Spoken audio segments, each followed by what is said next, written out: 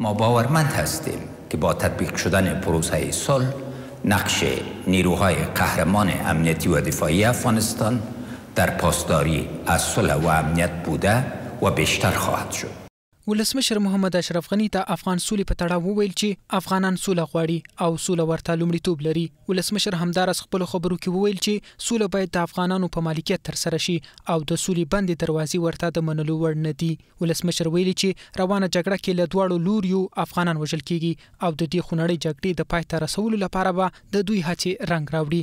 هغه د خپلو خبرو پر دوام وویل چې سولې ته پخه اراده لري او روانه جګړه به پای ته ورسوي. موږ کلکه اراده لرو چې د سولې په ټینګېدو سره به د تاریخ دا تور فصل چې 40 کلن جنګ دی بدلو او د پخلاینې آبادی ترقی او په خپل پښو ولاړ افغانستان نوی فصل به پرانیزو.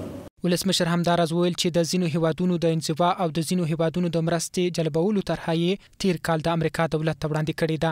موږ د ځینو هیوادونو د انزوا او د ځینو هیوادونو د مرستو جلبولو طرحه د تیر کال په عمل کې د امریکا دولت ته وړاندې کړه. د دغه طرحې مثبت نتایج موږ نن هره ورځ ګورو.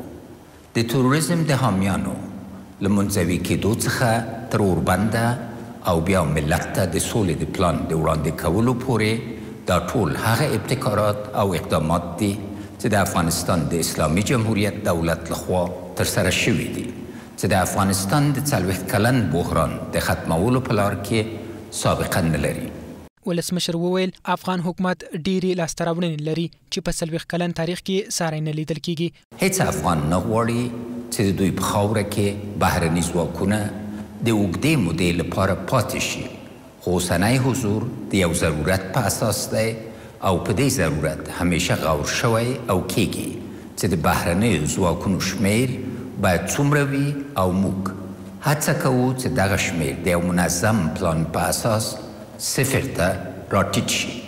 ولسمشر ویل چې افغان زړور ځواکونه هڅه کوي چې د ملکي وګړو ژوند خوندیتوب ته پوره پاملرنه وکړي او هڅه به وکړي چې په خپل وخت زیانمنو ته مرستې ورسوي.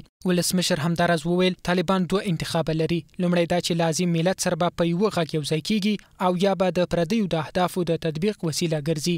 غواړم په وضاحت سره ووایم چې که د طالبانو لخوا روانه جګړه نه وای د میلیونونو افغانانو ژوند به هوسا وای او موږ به خپلې ملي انکشافي پروژې تطبیق کړی وای.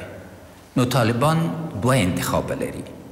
یا به د افغانستان عظیم ملت سره په یو غږ یوځای کیږي او یا به د پردیو د اهدافو د تطبیق وسیله ګرځي.